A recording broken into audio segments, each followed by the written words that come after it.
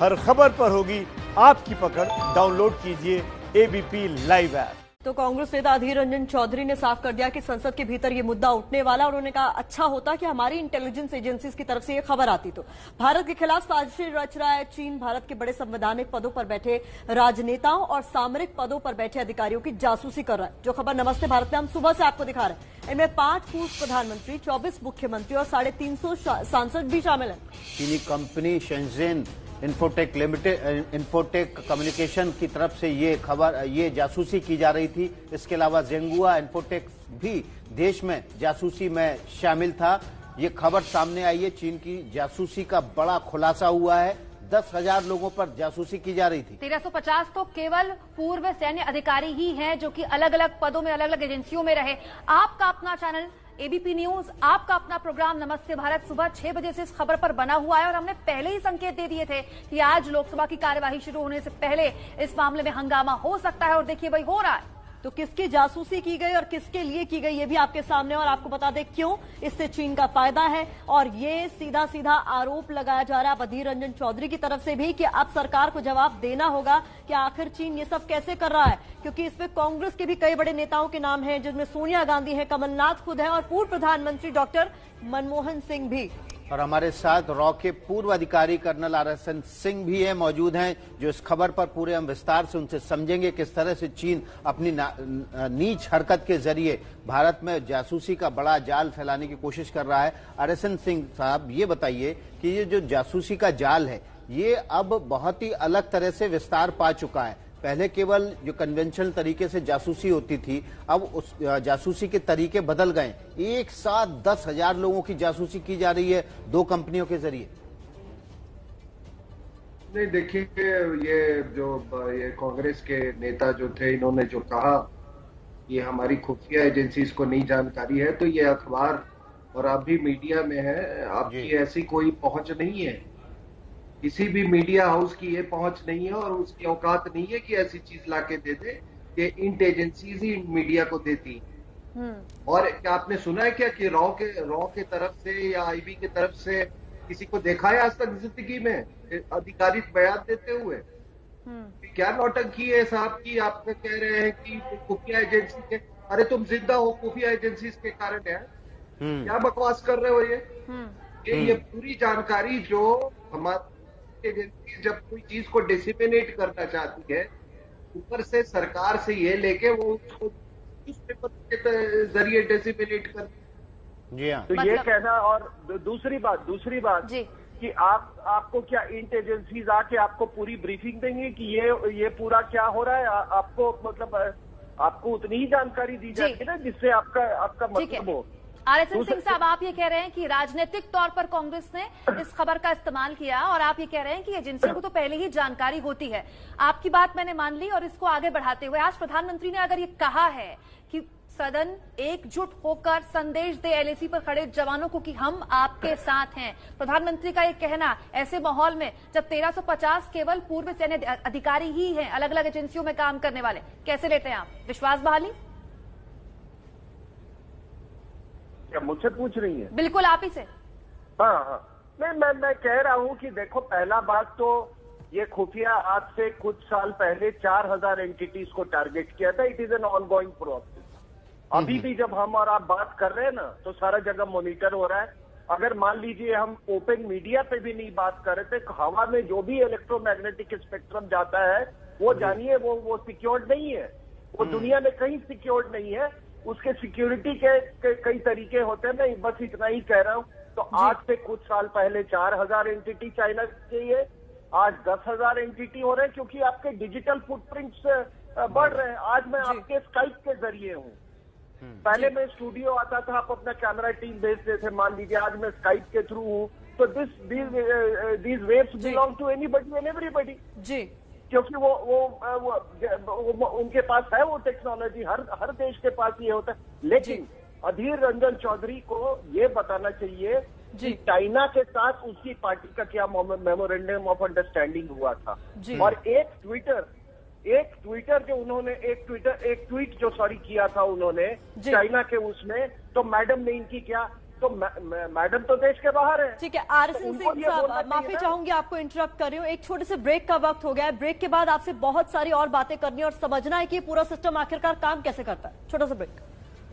तो हमारे देश में अहम पदों पर बैठे लोगों की जासूसी करवा रहा है चीन। इसी पर बात करने के लिए रॉ के पूर्व अधिकारी कर्नल आरएसएन सिंह हमारे साथ लगातार जुड़े हुए हैं। सर, मेरा सवाल यह है कि डोमेस्टिक सिक्योरिटी एजेंसीज के पास हमारा डेटा होना और एक फॉरेन एजेंसी के पास हमारा डेटा होना कहीं ना कहीं खतरा तो है, तो इससे कैसे बचा जाए? क्योंकि अब ये तो चलिए जग जाहिर हो गया कि चीन जासूसी करवा रहा है, लेकिन अब चूंकि ये पब्लिक डोमेन में है कि किसकी करवा रहा है, क्यों करवा रहा है, तो बचा कैसे जाए?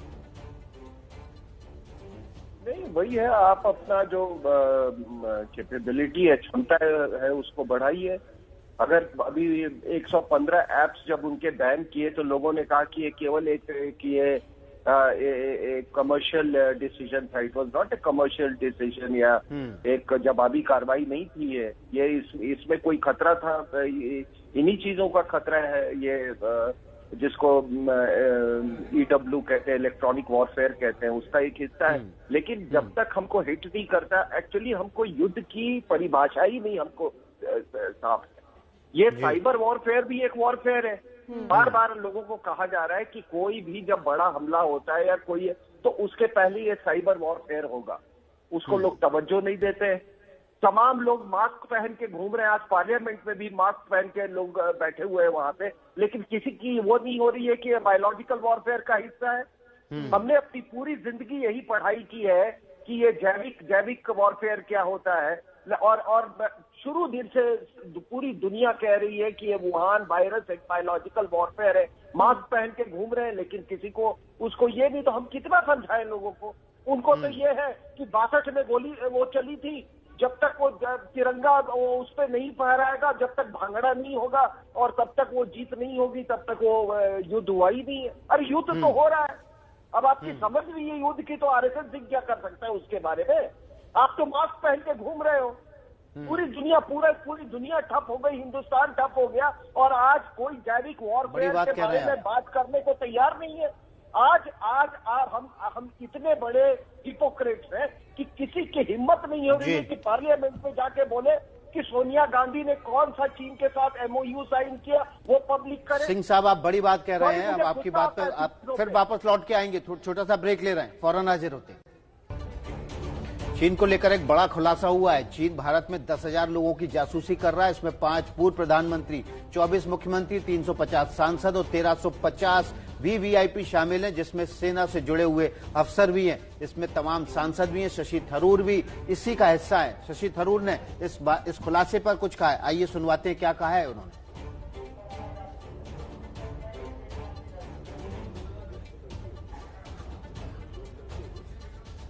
क्योंकि इस लिस्ट पर शशि थरूर का भी नाम है। अंग्रेजी अखबार इंडियन एक्सप्रेस ने आज ये खुलासा किया है। आज सुबह नमस्ते भारत में लगातार आपको हम ये खबर बता रहे हैं। शशि थरूर ने क्या कहा उन पर हो रही चीनी जासूसी पर, सुनिए। Yeah, I've seen the reports. It's a very interesting story. We'll have to see what purposes it's put to and how it's used. I think the fact that they're looking after the details of 10,000 Indians shows that it's not a small thing. It's a fairly heavy, deep data mining operation. We'll have to see. Shashi Tharoor को आप सुन रहे थे। इन सबके बीच हमारे साथ हमारे संवाददाता LAC पे मौजूद नीरज राजपूत बने हुए हैं, और RS सिंह साहब लगातार हमारे साथ रॉ के पूर्व अधिकारी मौजूद हैं। नीरज, जैसा कि सिंह साहब ने कहा कि जंग का इंतजार तोप गोलों से अभी नहीं करना है, हमें जंग तो हो रही है। एक तरह की जंग ही तो है कि आप 1350 पूर्व सैन्य अधिकारी, मौजूदा सैन्य अधिकारियों की डिटेल्स ले रहे हैं।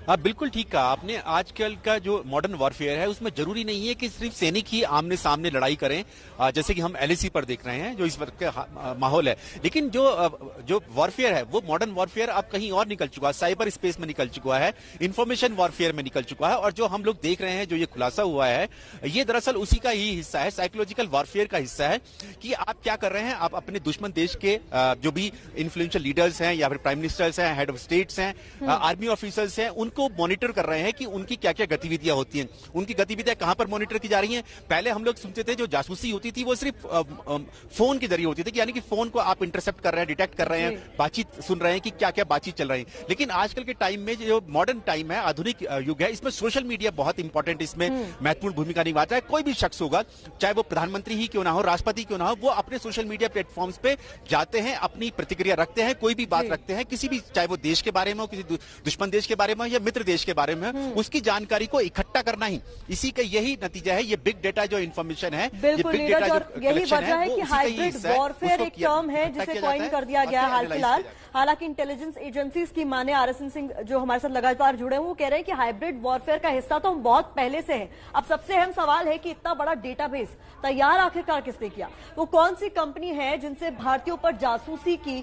तो ये हम आपके सामने रख देते हैं डेटा के जरिए। चीन की पहली कंपनी है जेन्हुआ डेटा इंफॉर्मेशन टेक्नोलॉजी, जिसका नाम है दूसरे देशों के टारगेट्स पर नजर रखना। तो अलग अलग कंपनीज के नाम निकलकर सामने आ रहे हैं और इसमें हम आपको ये बता रहे हैं कि ये कंपनीज आखिरकार जासूसी करती कैसे और कौन सी कंपनी है जो इसमें शामिल। जेन्जुआ डेटा इंफॉर्मेशन टेक्नोलॉजी कंपनी जो कि जासूसी कर रही है। इसके अलावा जेन्जुआ इन्फोटेक विदेशों में मौजूद टारगेट्स पर जासूसी करती है। उसी के तहत भारत में मौजूद 10,000 लोगों को इसने टारगेट किया। शेंजियन इंफॉर्मेशन टेक्नोलॉजी ने पूरा डेटाबेस तैयार किया है। उस पूरे डेटाबेस को ले जाकर चाइना में इकट्ठा किया है। शेंजियन इन्फोटेक का संबंध चीनी सरकार और कम्युनिस्ट पार्टी से है और उसी के लिए शेंजियन इन्फोटेक कंपनी जासूसी कर रही है। हम सीधे आरएसएन सिंह के पास चलते हैं। कर्नल आरएसएन सिंह रॉ से जुड़े रहे हैं। कर्नल साहब, ये जो जासूसी है, इसमें आप बड़ी बात कह रहे हैं कि एक बड़ा वॉरफेयर है। इसमें हम बायोलॉजिकल वॉर का सामना कर रहे हैं और हम ही नहीं कर रहे हैं, पूरी दुनिया कर रही है इस समय। इसके अलावा जो साइबर वॉर है वो छेड़ा जा चुका है। 10,000 लोग की जासूसी करके उनका डेटा इकट्ठा किया जा चुका है। अब जो है वो चीन बेहद खतरनाक हो चुका है पूरी दुनिया के लिए। नहीं, खतरनाक हुआ तभी तो ये कोरोना के भी इस काल में आपने देखा किस तरह से जो बाकी देश हैं ये 5G टेक्नोलॉजी को लेके चीन से डिकपल करने की कोशिश कर रहे हैं, चीन को डिस्कार्ड करने की कोशिश कर रहे हैं। क्योंकि एक बात आप मान लीजिए कि हर चीनी कंपनी में, चाइनीज कंपनी में एक एम्बेडेड वो होता है, एक सरकार का नुमाइंदा होता है उसपे, जिसका केवल काम जासूसी होता है। वो कोई भी हो, चाहे वो हुआई हो या ये इसमें जेनुआ हो या कोई कंपनी, ये उनका मतलब एक पार्टी का एक आदमी या एक उनके सरकार का आदमी उसमें वो एम्बेडेड होता है। इस चीज को आप जान लीजिए। दूसरी बात मैं कह रहा हूं कि ये केवल इंफॉर्मेशन भी इकट्ठा करने के काम में नहीं आता है। ये अगर कोई ऐसा इंफॉर्मेशन आ जाए तो उसके द्वारा लोगों को ब्लैकमेल भी करते हैं ये। इसके कारण आपने जैसे नेपाल में देखा होगा ये ब्लैकमेल किस तरीके से वहां पे हुआ है, जिसको हनी ट्रैप, इसी को इंफॉर्मेशन इकट्ठा करके फिर इसी के बेसिस पे ही नेपाल की तो सिंह साहब सरकार रहेगी कि नहीं रहेगी वहाँ चीनी राजनयिक तय करते हैं। वहाँ चीनी राजदूत बकायदा मीडिया में आके बयान देते हैं वहाँ की सरकार की स्थिरता को लेकर। बिल्कुल, लेकिन इन सबके बीच नीरज, एक कॉन्स्पिरेसी थ्योरी चली थी अमेरिका में ब्लैक लाइव्स मैटर आंदोलन के दौरान जब दंगे हुए थे कि इसमें विदेशी ताकतों का हाथ हो सकता है, क्योंकि बहुत बड़ा तंत्र चीन का दुनिया भर में खुफिया तौर पर जासूसी के लिए काम कर रहा है। अगर इस संबंध में इसमें भारत को जोड़ दिया जाए तो ये बात सिर्फ डिजिटल वॉरफेयर, बायोलॉजिकल वॉरफेयर की नहीं है, सामाजिक तौर पर अस्थिरता पैदा कर सकता है देश में। बिल्कुल आपने ठीक कहा। ये ठीक उसी तरह से होता है जैसे इलेक्शन के टाइम में जो पॉलिटिकल पार्टीज होती हैं वो डेटा कलेक्ट कराती हैं किसी एक कॉन्स्टिट्यूएंसी का। तो ये जो चाइना है इसकी नीति यही है कि हम लोग, मतलब भारत के जो लोग हैं उनके बारे में इकट्ठा करें कि उनकी भावनाएं क्या हैं, क्योंकि अब जो लोग हैं वो अपनी भावनाएं अपने तक नहीं रखते हैं, वो सोशल मीडिया पर रखते हैं। सोशल मीडिया पर बताते हैं कि सरकार के प्रति उनकी क्या रुख है या अपने देश के प्रति क्या है। और जो भी सामाजिक जो आपने बात की वो सारी बातें हैं वो सोशल मीडिया पर रखते हैं, उसको मॉनिटर किया जाता है और उस मॉनिटर करने के जरिए ही लोगों में फिर वो भड़काया जा सकता है। इसकी पूरी संभावना रहती है, जैसे कि आपने अमेरिका का एग्जांपल दिया, तो ठीक ऐसे ही भारत में भी हो सकता है। इसी के लिए भारत को बहुत चौकन्ना रहने की जरूरत है। जी, आरएसएन साहब का रुख करना चाहूंगी। सर, अभी आप हाइब्रिड वॉरफेयर की बात कर रहे थे, आप कह रहे थे कि अब हम बहुत आगे बढ़ चुके हैं। कन्वेंशनल वॉरफेयर तो बहुत दूर की बात है क्योंकि तमाम देशों की निगरानी रहती है कि भाई कौन क्या कदम उठा रहा है, पर इस बीच हम लोग बहुत बड़ी लड़ाई लड़ रहे हैं और इससे निपटना भी इस वक्त का सबसे बड़ा चैलेंज होना चाहिए, जिस पर बात भी नहीं होती। ऐसी बात नहीं है। हम साइबर वॉरफेयर ऐसा नहीं कि हमारी क्षमता नहीं है, और लगातार क्षमता इंप्रूव कर रही है। आपने इसी के लिए हमने एक नई वो NTRO हमने एक ऑर्गेनाइजेशन बनाया, और वो लोग घास नहीं काट रहे हैं। तो भी आप तमाम जो आप देखते हैं, ये जो दिल्ली पर कभी जिहादी हमले होने वाले होते हैं उसको फॉइल किया जाता है, नाकाम किया जाता है। वो 98% के बारे में तो आपको कोई बताएगा नहीं, 1-2% जो कार्यान्वित हो जाता है वो सब किस चीज पे, कोई डिजिटल फुटप्रिंट्स पे ही इंटेलिजेंस हासिल होता है। तो ऐसी बात नहीं है, अपने आप को इतना रन डाउन भी नहीं करना चाहिए। लेकिन आपको एक बात मैं बता दूं कि ये चाइनीज के मैंने आपको बताया, वे ये उनके पूरे जो आर्ट ऑफ वॉरफेयर है, या उनका जो उनका जो ये ग्लोबल स्ट्रैटेजी है, उसका ये हिस्सा है। और इसके प्रति लोग जरूर सेंसिटाइज हों। और मैं इसीलिए कहता हूं कि चाइनीज प्रोडक्ट्स लेते समय अपने राष्ट्रीय हित का जरूर ध्यान रखें। बहुत बहुत शुक्रिया आपका RSN सिंह साहब, आप हमारे साथ जुड़े। और इस वक्त की बड़ी खबर यही कि चीन भारत में जासूसी कर रहा है। इस खबर पर हम लगातार बने हुए हैं। 1350 VVIP चीन के निशाने पर हैं। भारत भी कोई पीछे नहीं है, जैसा कि RSN सिंह बोल रहे थे कि डिजिटल फुटप्रिंट के जरिए भारत भी बहुत सारे काम कर रहा है। कश्मीर में भी 90% केसेस जो है डिजिटल फुटप्रिंट पर ही न्यूट्रलाइज किया जा रहा है आतंकियों को।